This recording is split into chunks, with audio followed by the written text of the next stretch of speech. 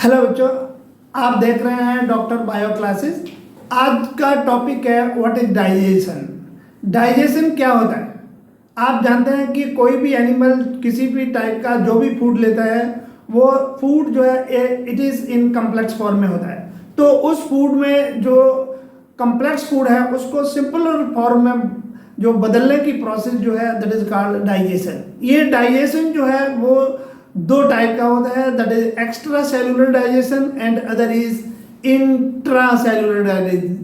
तो intra cellular digestion जो है वो डाइजेशन होता है जो सेल के अंदर होता है।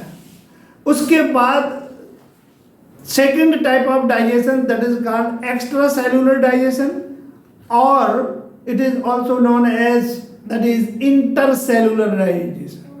तो यहाँ पर सबसे ध्यान देने की बात यह है कि इंट्रासेलुलर टाइप ऑफ डाइजेशन जितने भी एनिमल्स जिनकी whose body is made up of a single cell, इसमें डाइजेशन जो है that is always going to that is the intracellular.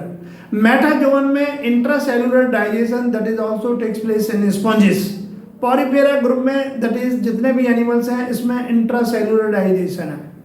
इसके बाद आप देखते हैं कि जब हम नाइडेरिया में जाते हैं, सीलेंट्रेटा में जाते हैं, तो उसमें जो है दोनों टाइप का जो है डाइजेशन होता है कि उसमें because there is a gastrovascular cavity that is present, so that's why the digestion is both type, that is extra cellular as well as intra cellular digestion is there.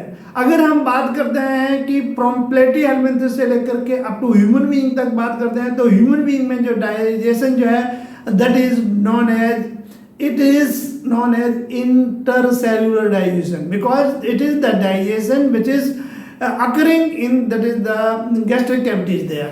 तो इसलिए इस डाइजेशन को कहेंगे that is intercellular और it is known as extracellular digestion is takes place। अगर ये digestion नहीं होता है तो then what will happen?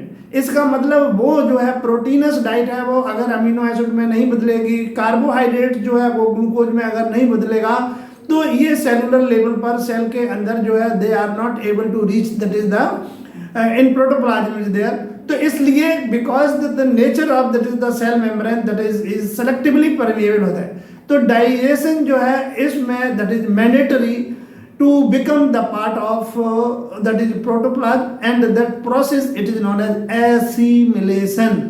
Thank you please.